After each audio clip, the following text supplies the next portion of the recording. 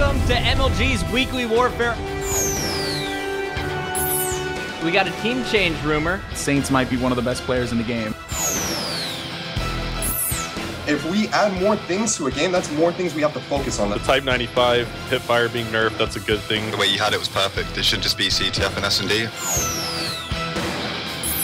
The flag will be pulled. Beautiful stop there. As they try and defuse the bomb, taking the fire from the left. I don't think so. Take one guy out.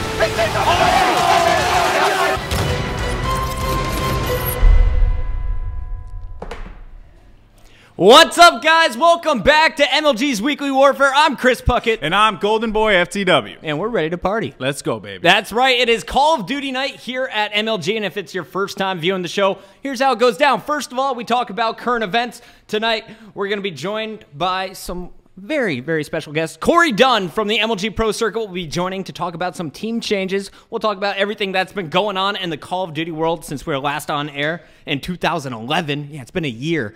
And then, of course, we are going to be showing a very, very awesome series of matches. We have a premium-only tournament on Game Battles being featured tonight.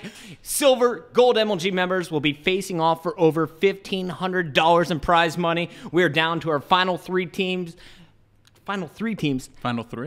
Ninjas in Pajamas. Love the name. No Fear. And who's waiting in the finals? Suddenly Famous. Boom. Boom. That is going to be an epic, epic battle there. And then finally, we're going to close it out with the Golden Debate. I just named that. You like that? You just nailed that. I love it. The Golden Debate featuring Goldenboy, FT Dub. That's me.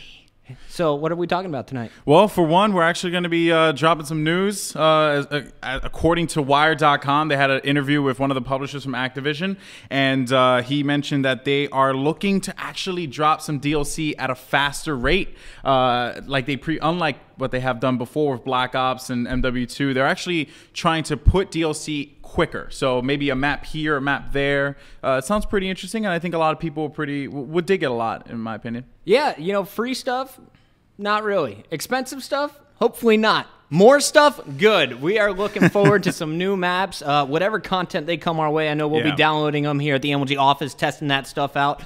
Pretty excited about that.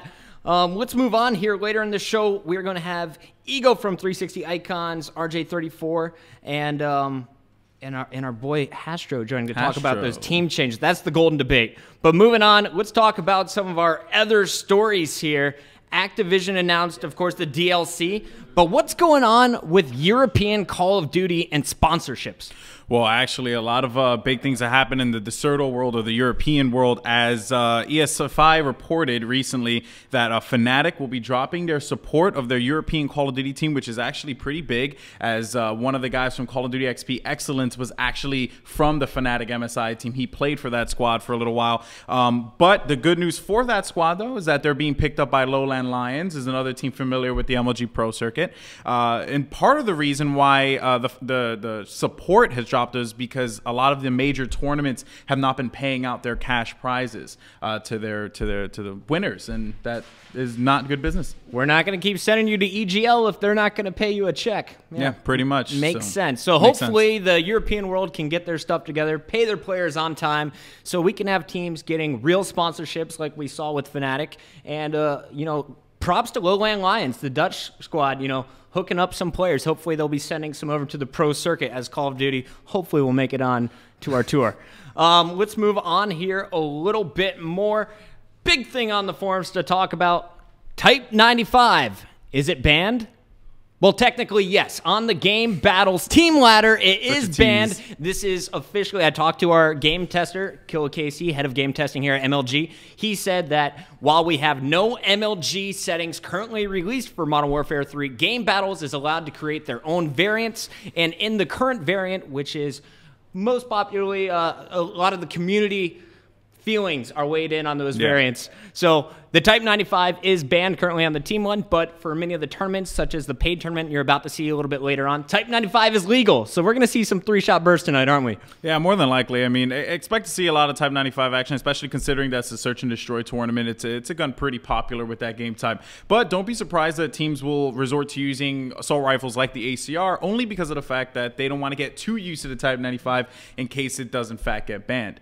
So expect expect a nice variety of guns in this tournament and some heavy SMG use. I'm expecting a lot of SMG use in this tournament. So official answer here, guys. Type 95 not banned in our tournaments. It is currently banned on the ladder, but as soon as the MLG official rules for Modern Warfare 3 come out, they're subject to change, and you might see the Type 95 back in there. Yeah, so, you never know. You never know. There we go. Clearing up any rumors. If you're a Type 95 lover, now you just got to come play in some of the tournaments right now.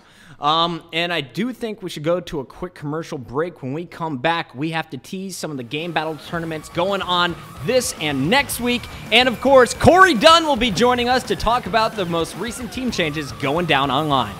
We'll be right back.